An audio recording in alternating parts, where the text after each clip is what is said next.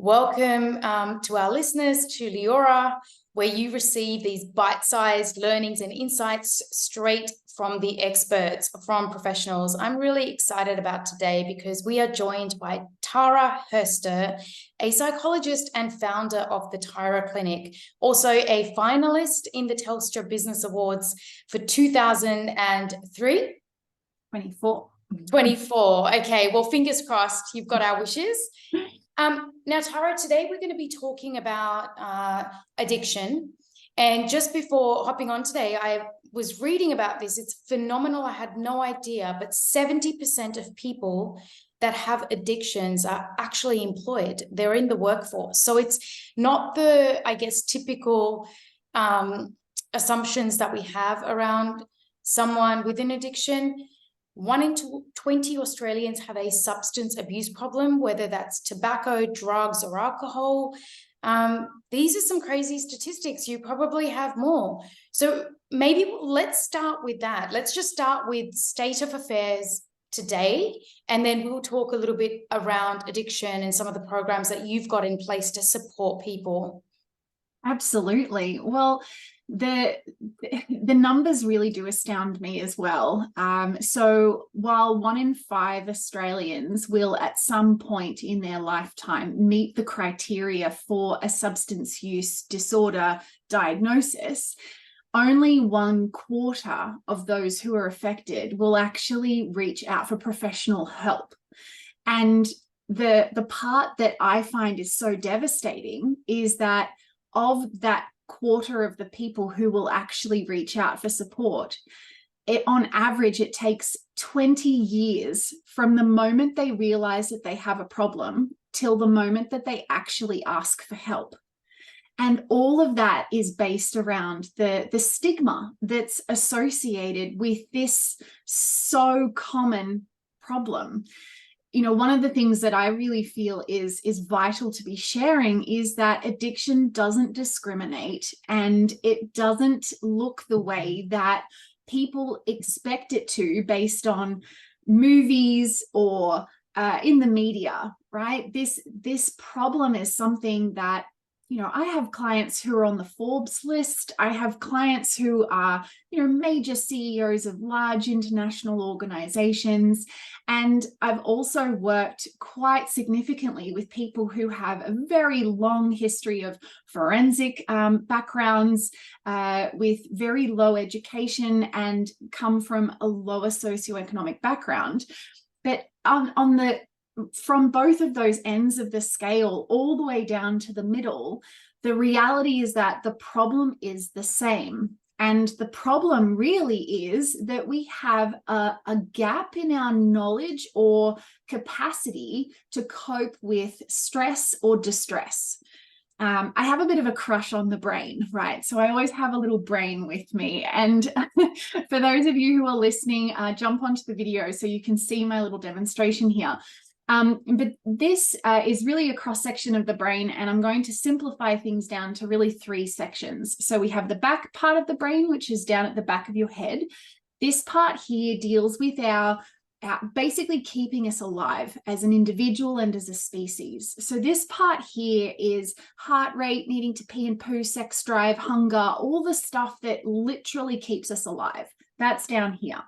The part here at the front, which is really this whole section here of our head, this part here deals with our higher order thinking. So problem solving, conflict management, memory, language, personality, all the stuff that makes us really human is right up in here.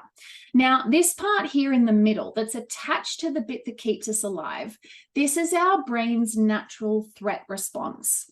And so our threat response is really those 5 Fs. So fight, flight, freeze, faint, and fawn. And all 5 of those things, it produces a whole heap of chemicals, which I call mush. And when mush is in your brain, we switch off everything that we don't need to run away or fight the tiger, and switch on everything that we do need to run away or fight the tiger. So what happens is when we're craving, or when we're stressed, or when we're in pain, or when we're super excited, or when we're in love, all of these big feelings produce this chemical, and it switches off the front part of our brain, which is our logic center. So even when so even the positive feelings would do that. Yes. Any big feeling, if we haven't learned a proactive and practical way to manage big feelings, then just even the good stuff is just as potentially harmful as the bad stuff. Now, I don't use good or bad, right and wrong. They're things that I don't like to use in my vocabulary, but just for ease of reference, yes, the good feelings are just as impactful. Think about it this way. What's the first thing that people tend to do when they're celebrating a big win? They go out for alcohol. What's one thing that happens when you are having a breakup and or you've lost your job? Well, you go out to the pub with your friends, right? They're both big feelings and both have resulted in the same behavior, which is choosing to connect with other people and drink alcohol. So the same can be said for when we are, practicing unhelpful behaviors in a regular way. It means that the brain is going to say, all right, the only way for me to celebrate, or the only way for me to handle yucky feelings, is to go out with my mates and go to the pub. Well, that's not true. There are multiple different ways that we can celebrate and multiple different ways that we can, get over heartbreak. Yet whatever we practice the most is the thing that our brain goes to when we are stressed. So remembering that the logical part of the brain switches off.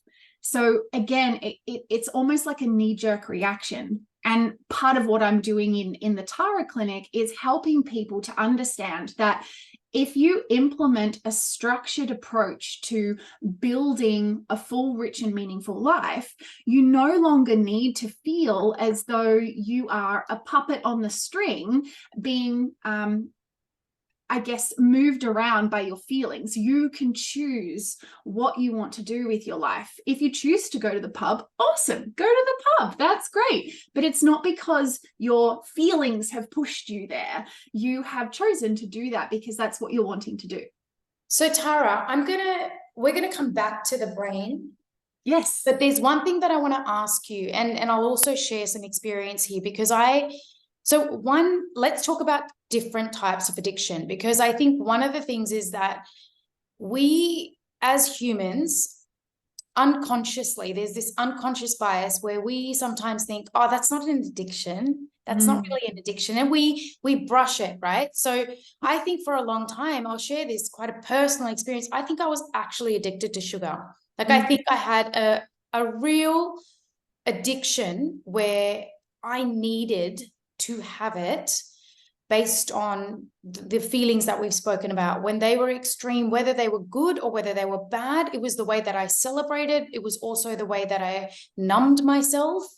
But I really needed it. And I mean, even today, I had an incredible morning this morning, had a great event, and I wanted to celebrate. And I walked past my dark chocolate macadamia jar, and I was just like, oh, I'm going to have this. And then I thought to myself, no, you know what? I'm going to wait till I've had lunch. I'll have it as a treat after lunch because I like to have something sweet, but I'm not going to have it right now. And it's that meaningful exchange with myself, and knowing that I'm having it, but I'm having it when I make the choice to, not when I'm being pulled because of an intense emotion that I'm feeling. So that's just one personal experience I felt compelled to share because I just really resonate with what you were talking about, that process that we go through. But talk to me about different addictions that you're seeing. They're not just immediately alcohol and drugs. What other addictions do you come across? Thank you so much for sharing, because sugar is actually one aspect of addiction that is so prevalent these days, and it's actually a big reason why a lot of companies are profitable. So a lot of food companies are profitable because I don't remember which one in particular. There was some food company that happened to be researched recently, and they were putting more sugar into their food, and the more sugar that was in the food, the more it was being sold. So then they put even more sugar into it, but then they had to do other things to other ingredients to try and downplay how sweet it was, while they were still putting more sugar in to then increase more sales, because it is an addictive thing. Now, I know you said to come back to the brain later, but I have to bring the brain back to answer Bring it this back. question. Let's talk about the brain again. Yeah. I did mention before, I have a crush on the brain. So almost everything kind of comes back to the brain, because it is so really, it's such a simplistic yet complicated little organ that we have. But when I was talking about this middle bit that's attached to the bit that keeps you alive, I spoke about the idea of mush, right? So these are all of the chemicals that come out that are our threat response. So it's our body needing to react to a threat, right? So I think about back in the ugh days when we had saber-toothed tigers trying to kill us, right? That's what our brain thinks that we're experiencing if we're craving, or if we're angry, or if we're excited, right? It thinks that there's teeth in front of us.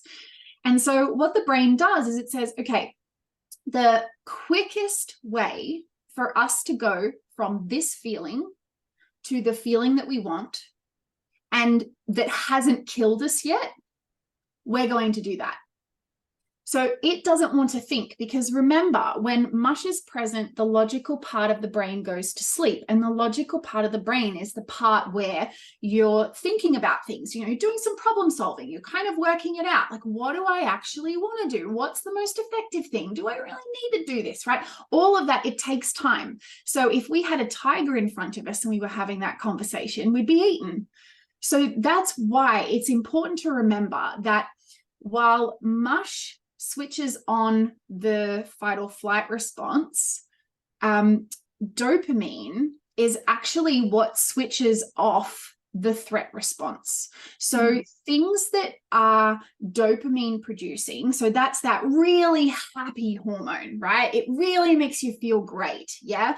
Things like an orgasm, or you know, a cold drink of water when you've been out gardening in, you know, 30-degree days, or you know, you're super hungry, and even though you might not eat Macca's, you're so hungry that you just walk in there and get a cheeseburger, and you think it's the best cheeseburger you've ever had in your life, right?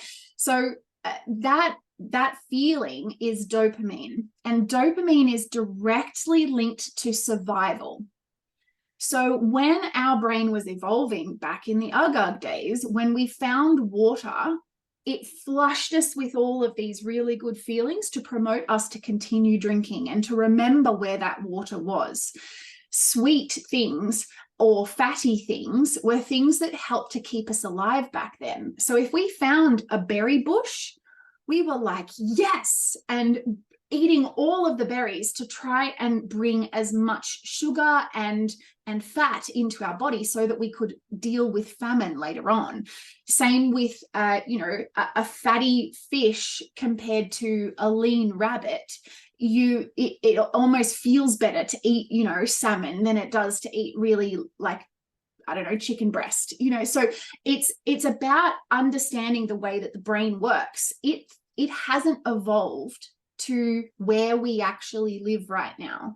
So it still promotes short-term gain over long-term gain. And when we think about, again, back in the ugh days, if I was cold, I could die. If I was hungry, I could die. If I was kicked out of my group, my clan, my mob, I could die. So we want to do the things that keep us together with the people that are around us. So you've heard the saying, you are the average of the 5 closest people to you, right? So if you look at your friendship circle, your salary most likely will be the average of the salary of the 5 people around you. So if we want to increase that, we want to start moving into new sort of social circles. But if the social circle that we're in is all about drinks on a Friday night, or you know, perhaps gambling is the thing, or it might be going out for dinner and getting all of the sweets, or whatever it is, we're going to stick with that, because if we move outside of that group, we could die based on the way the brain works. So realistically, anything can kind of become an addiction. And the way that I look at addiction is it is a behavior that in the short term solves the feeling, but it doesn't actually solve the problem, right? So if I come home from work and I'm really stressed out and I go and have a glass of wine to relax, then that behavior of drinking the wine has solved the feeling, right? It's a mood altering substance. So it's solved the feeling, but it hasn't actually solved the problem. And so there's not a problem with having a glass of wine at the end of the day to relax. But if that is the only way that I believe I can relax, or it is, the glass of wine turns into a bottle of wine, which then results in more problems tomorrow at work, which then makes me even more stressed, which then brings me home. That means I need to have even more wine the next night, right? So you can see how it's not about the substance or the behavior. It's about what's driving the behavior. What's the driver behind the behavior? That's always the question I ask. And if we're doing something because we're choosing to do it, great. If we're doing something because we almost feel like we have to do it, or we ought to do it, then that's no longer, in my opinion, a helpful way of going about that behavior. So Tara, effectively, for me to know that I'm addicted, I am suppressing the feeling, right? But I'm doing it repeatedly. So it's not just like a one-off, you suppress the feeling. It's not the 20% of the time. It starts to become like an 80% of the time repeated behavior. Yes. Is that how someone would recognize it? Like, how does someone become aware that this is now an addiction? Yes, it's a really great question. And realistically, it's kind of like that awful experiment that happened before ethics came into the area of psychology and science.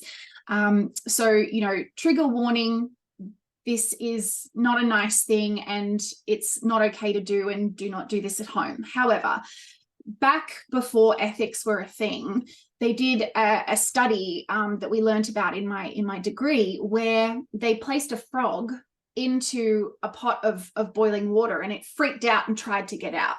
And so then they placed a frog into a room temperature pot of water and put the pot onto a stove, and they slowly incrementally increased the heat in the water, and apparently the frog was just swimming around, and then all of a sudden it died. Because incremental change, we as humans don't actually notice that. We don't clock it. We don't realize, oh, hang on, that it's 1 degree hotter, right? All of a sudden you just go, oh crap, it's hot in here, and we really only seem to pay attention to the big things, especially when we're not mindful. And so that's why one of the major aspects of my program is understanding the purpose behind mindfulness and the 5-step practice of mindfulness, so that we're not just going, oh, I can't switch my brain off, so mindfulness doesn't work for me. No, part of what mindfulness does is it helps us to bring our awareness to what is actually going on inside our mind and outside of our body. So I would say that people will probably not notice that there is an unhelpful behavior happening that's being practiced lots until, I don't like saying this because I don't mean it in the way that the words are literally meant, but it's too late, right? So it's already kind of gone past. And so part of what I help people to understand is, okay, have we tried to make changes on our own? And how successful were those attempts? Have we tried to make changes with help of other people? How successful were those attempts? And when we start to look at those questions, that's when we can start to go, maybe there is actually an addiction here. Part of what I'm trying to do is change and really disrupt the way that society views addiction and engages in its treatment. And part of that is to try and make the process actually a really sexy thing, so that we can talk about it more, so that we can actively have these conversations in a public domain without feeling judged by it, or the shame or the stigma. Because as I mentioned before, the stats around this are present because there is, well, firstly, the shame and the stigma associated with the word addiction. But secondly, it's the only symptom of stress or trauma that is managed by the judicial system. And that, for me, blows my mind, that if you are experiencing other symptoms of trauma or depression or anxiety, you will be supported. But if you're drinking to excess and then you drive in a car, the mental health part of things isn't what's managed. You're charged with drink driving, and you now potentially have a criminal record, right? So it's the only symptom of mental health concerns that is managed by the judicial system. And if I can go on a little bit of a rant here, also the Australian government invests over $11 billion a year more in mental health than in drug and alcohol. So I think the last one that I read was they invest $74 million a year in addiction specific support, and it's over $11 billion for mental health. Whereas when you look at the stats, addiction is actually the third leading cause of harm in Australia, second to anxiety is 1 and depression is 2. So it's anxiety, depression, and then addiction in terms of mental health harm. And yet there's a fraction of the cost. So these are all problems, right? These are all systemic problems that then result in people who are part of your app that are struggling in silence because they feel like if they were to speak about this with their boss, would they be fired? Would they be, removed from their leadership role? Or would they be supported to actively seek help? We don't know. Whereas when we think about mental health, we can go to our bosses now and say, hi, I have anxiety and I need some help. And a flexible working arrangement would be provided to them. So yeah, there's a lot of aspects to this conversation that really need to be brought up, and I think that it's really wonderful that you've brought this topic to your audience. So what's the five pillars of mindfulness? Let's start there, and then we'll go into your recovery program. Sure. So most people, when they think about mindfulness, they think it's turning off their thoughts in their brain, sitting quietly. Maybe you've got your hands, in their little lotus pose and you're humming and it's all blissful. But that's not really what mindfulness practice is, okay? Yeah. Mindfulness practice is, the way that I teach it, is you go through 5 steps. So the first is to focus on your breath. As the example, you can be focusing on anything, but let's just say we're focusing on our breath. The second step is actually to get distracted. If we're not distracted during mindfulness practice, we're not practicing anything, right? And if we look at the process of being distracted as part of the steps of this practice, then it means that we can remove the frustration and the kind of feeling about it, right? We can go, oh, here we go, I'm on step 2. So step 3 is noticing that you've been distracted and naming what it is. So it might be, I'm thinking about dinner, or my foot is itchy, or shut up, whatever shut up happens to be about, whether it's the kids or the neighbors or, the music or the siren or whatever it is, right? So step 1, focus on your breath. Step 2, get distracted. Step 3, notice that you've been distracted and name it. The 4th step is make a decision to return to your breath, right? Make a decision to return to what you were doing initially. And making a decision and following through are two very different things. So step 5 is actively follow your breath again. So when we think about the practice of mindfulness in these 5 steps, we can actually start to extrapolate that out into focus, into anger management, into all areas of our life. We can be focusing on something. I'm sure that some of your audience might have children. So for example, if you're in an interaction with your child and then you notice you get distracted by what's on the TV, well, then you can notice, oh, I've been distracted by the TV. Interesting. Am I going to keep watching the TV, or am I going to re-engage with my child? I'm going to re-engage with my child. Well, now I'm going to move away. So I might turn the TV off, or I might just, change my body language so that my back is to the TV and I'm right. So that's an example in a parenting scenario. An example in an argument situation or in a conflict situation at work might be, I need to speak to my boss about this frustration.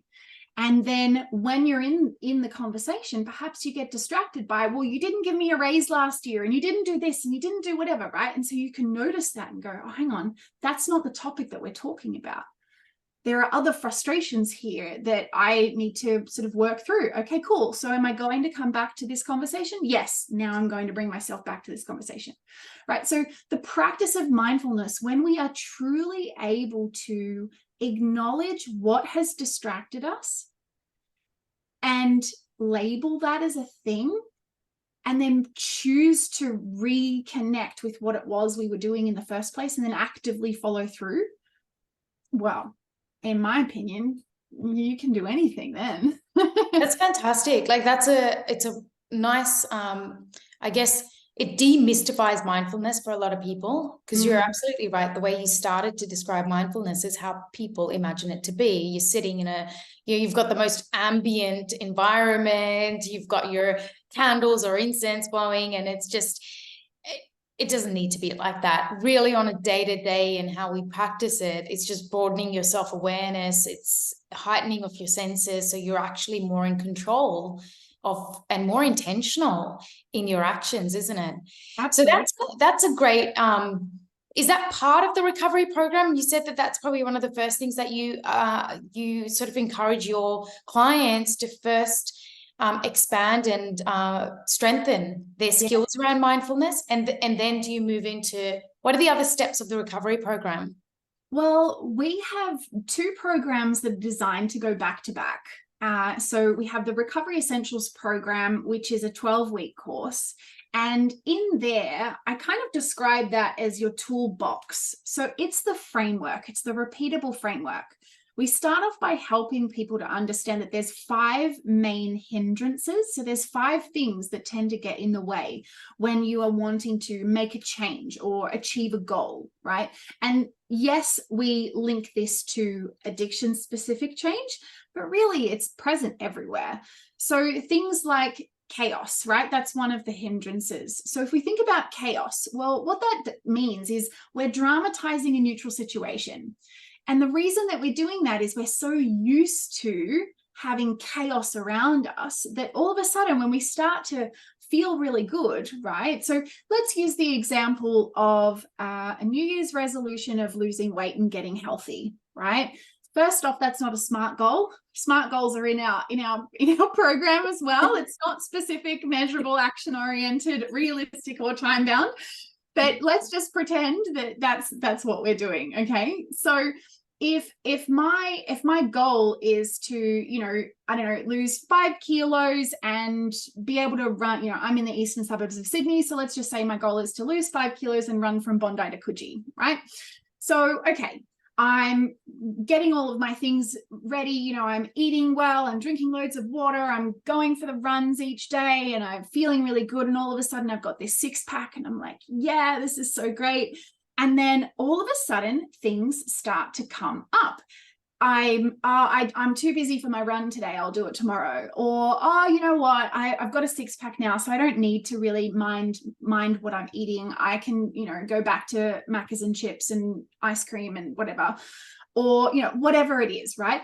These are things that are called self-sabotaging behaviors. And the reason that self-sabotaging behaviors come up when you're feeling really good is because it's actually outside your comfort zone. It's an unfamiliar feeling. Mm-hmm. You're not familiar with it, and you want to drop back down into an emotion that you're actually familiar with, even if that emotion is crap. I know it because I've been on this journey. Yeah. Exactly. And so that's the hindrance of chaos, right? We dramatize a neutral situation, or we we engage in things that are unhelpful to bring us back into our comfort zone, which was mess, right? Whatever was going on there that was comfortable, that we were used to, we knew how to handle that. We knew what it was like to not be able to do up our pants, right? So that is sort of where we go to, even though it's not logical. And remember, when mush is present, this part goes to sleep. So it's not logical. And it's not because you're weak, stupid, or somehow defective. It is part of what the brain naturally does, because it doesn't know if 5 kilos less and being able to run from Bondi to Coogee could kill you. It doesn't know that because it hasn't been there long enough. So it feels uncomfortable because it's outside of our comfort zone. And our brain believes that discomfort equals death. I know it sounds dramatic, but that's literally how the center part of our brain perceives discomfort. It thinks it's going to die. So it will do what it remembers last time didn't kill it. And that is go and get your chocolate out of your jar, right? That's what it will do. And it takes time. So it takes between 12 to 18 months of active work in recovery as the best predictor for lasting change. That's what the research shows. And so while the framework is our Recovery Essentials program, that's that 12-week course, Empowered Recovery is the course that comes after that, which goes for 15 months. And that is over 165 different tools, techniques, and concepts that go into your toolbox. So while you learn what your hindrances are, and I call them the 8 guides. So these are the kind of aspects of the framework that help you to really build that full, rich, and meaningful life that you want to live, that you feel in control of. You know, mindfulness is a big part of that. Understanding how to take inspired action is part of that. We talk about SMART goals. Understanding the impact of your language, right? So our words directly relate to the way in which our life, the outcomes of our life. So I talk about this in both of my programs because it's so important. I'll bring up a little diagram here from one of our workbooks. So if we think about a tree, right? So the roots of the tree is really our belief systems. Okay, so the belief systems are underneath the surface. We can't really see them. But what we can see is the trunk a little bit. We don't tend to pay attention to the trunk, but the trunk is really our thoughts. The leaves and the fruits, they're the things that we can really see, right? So the leaves are our words and the fruits are our actions and outcomes. So if I have really healthy root systems, so healthy beliefs, then I have a sturdy trunk, so sturdy thoughts. My words are really lush and fruitful, and the fruits, so my actions and outcomes are really great. And the wind are our feelings. So if I have a really healthy tree, then I can be blown left, right, and center by really big feelings, and I'm not going to topple over. Yes, some fruit will fall off. Yes, some leaves will go away. So there will be things that you can see. Oh, I've been shaken up, right? You'll hear that term, I felt shaken up. So that's what happens when we have a really healthy root system. But if we have unhealthy belief systems, we're not going to have a sturdy trunk, and our fruits and our leaves won't really be lush, and just a puff of wind will topple you over. And so that's really where it comes down to the importance of having a longer term structured approach to making change. if it's okay for me to sort of flow into a second part, which I feel is probably one of the most important things for people to be aware of, and that's actually the stages of change. So in the research, there's 5 stages of change. I've added in an extra one because I've lived it and I know that it exists. So I'm going to, again, just bring up another little diagram from our program. So this is the stages of change, right? So in the center here, we have the pre-contemplation stage of change. The pre-contemplation stage is really defined as not believing you have a problem or not believing that there's a solution. So why bother trying, right? A lot of people call that denial, or helplessness or hopelessness. So in here is where we just kind of feel like no change can happen. The next stage that you go into is the contemplation stage. And contemplation is where you've acknowledged that there's a bit of a problem here, but we're not really ready to do anything about it yet. We've just acknowledged that, oh, yeah, okay, something's going on here, right? Then we have the preparation stage of change. Now, if you notice, for those who are watching, if you notice that the pre-contemplation, contemplation, and preparation are all in a similar color scheme here, they're in this sort of rusty red. And in these 3 sections, you're not going to actively see much change, because this is where the internal struggle, the internal dialogue, the internal mess is happening, right? Preparation is I've acknowledged that there's a problem and I'm exploring what my options are, or at least I'm open to the idea of there being an option, right? So usually I will see clients at the Tara clinic, they usually come in the preparation stage. Yet what they believe is by going to therapy or going to a program or going to rehab is that they're taking action. But the action stage of change is actually very different to just turning up, because anyone can turn up and tick a box and, pay for something. A lot of my clients are very used to being able to throw money at a problem. If the house is dirty, you get a cleaner. If you feel too busy, you get an assistant, right? So there are ways to be able to utilize finance to solve problems. Anyone can do it. No matter what your financial situation is, you can use money to solve a problem. However, exercise and this kind of change, they're the things that we can't actually throw money at to solve. We have to actively do something. So the reason that there's such a difference in the color scheme here between preparation and action is this is actually the most volatile time in a change life cycle that exists, right? So when we go from preparation to action, that's where we feel most uncomfortable. The rest of in here is still pretty comfortable because we're probably still doing similar things, or at least we believe similar things, right?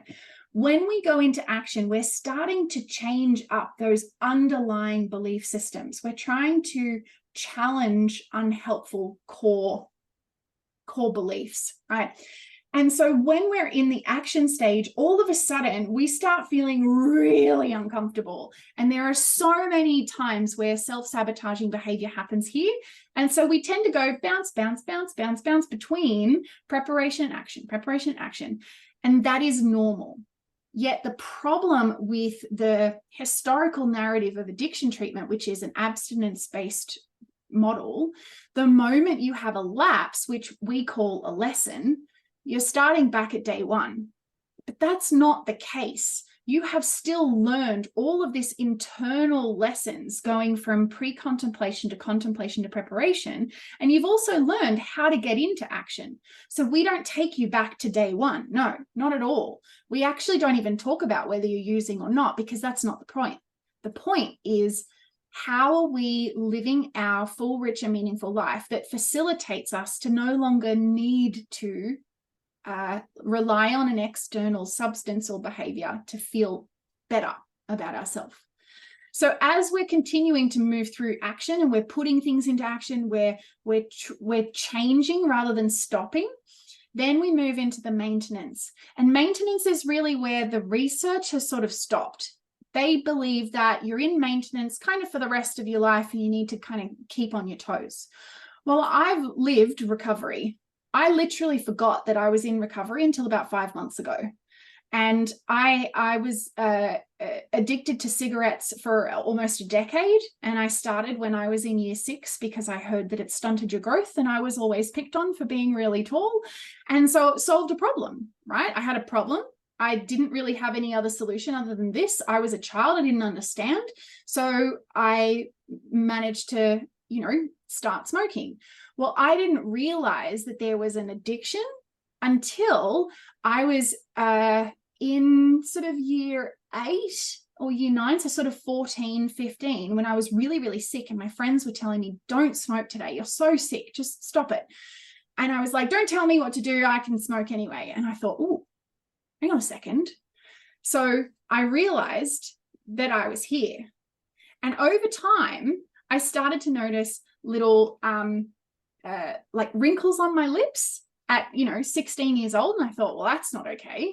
So then I was in the contemplation stage. I realized, oh, there's a problem here. I don't want to stop yet, but I'm not okay with the fact that I have wrinkles. And then as I got into year 11, I was in the preparation stage. So I started to notice that I was moving away from that friendship circle. I was moving away from that friendship circle, moving towards another friendship circle that was more education focused, because I always loved education. I was a really weird bridge between the quote unquote naughty kids and the teachers, because I would do my homework at recess and lunch, but I'd also smoke. So it was kind of funny. But when I was in the middle of my HSC trial exams, so the most stressful time of a teenager's life, also happened to coincide with the moment that I moved into the action stage of change. And so I started to swap things out. So I would chew on a straw instead of get a cigarette. I made sure that anytime I would have a lesson and buy a packet of cigarettes, the moment that I didn't want them anymore, I threw them away or I gave them to friends, because I knew that my habitual nature was getting into my car and going to the glove box, because that's where I kept my cigarettes so that my mum wouldn't throw them away. So when I would get into the car, even when I was quote unquote not smoking, I would automatically reach for the glove box. But by taking action and removing them from there, it meant that I had the option to go, oh, hang on, I don't actually want a cigarette right now. And so as I moved into my early 20s, that's when I was in the maintenance phase. I realized that, okay, I am noticing a pattern of my behavior that is unhelpful when I was feeling really distressed. So either university exams or breakups, that was when I would go and buy a packet of cigarettes. And when I realized that that was a pattern in my early 20s, I thought, why am I doing this? What's the driver behind the behavior? And I realized that it was almost a form of self-harm.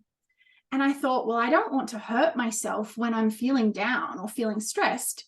So I swapped it out for compassion. And the moment that I did that, I moved into recovery. I flung off the cycle, right? And I actually don't remember the last time I had a cigarette. I'm now 37, so it's at least 10 years. But I literally forgot, even though I have been working in this industry for over a decade, I actually forgot that I have lived experience of this whole process. So you can, when you understand what's going on and you understand the underlying driver behind the behavior, why we start something, what our desire is for change, going through a process of practical change, you can truly rebuild your life in a way where I can be, having a couple of glasses of wine with friends who smoke, and it doesn't even enter my mind to ask them for a cigarette. So yeah, you can completely change. Such a great example, and one that's incredibly relatable as well.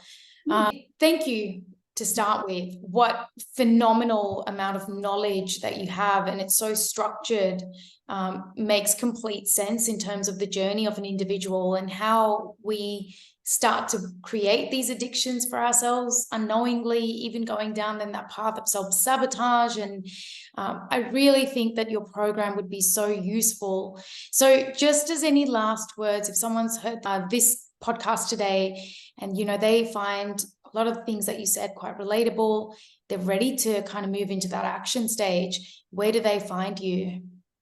The best way to find me really is at the Tara Clinic. So either on any, well, I say any, but really I'm more present on LinkedIn. So either Tara Hurster on LinkedIn or the Tara Clinic. But really the best way to get that process started is going to our website, so thetaraclinic.com. And you can either register for our free resource hub, which gives you access to 3 free on-demand courses and all of our PDF resources as well. So it's a really great way to start, just to kind of dip your toe in and see what is the Tara Clinic all about, how do we actually do things, and also get some really helpful practical strategies there to manage cravings and do all those things. Or if you're ready to take the next step, really, is you can book a call with us through our website, so thetaraclinic.com, and you'll be speaking directly with me to work out where we are now, where we want to go, and what's the best way to get there. We have both self-directed and interactive program options. So that means that there are options really to suit any budget. And yeah, we look forward to supporting you to find the freedom that you truly crave. Thank you. Thank you for that, Tara. My pleasure.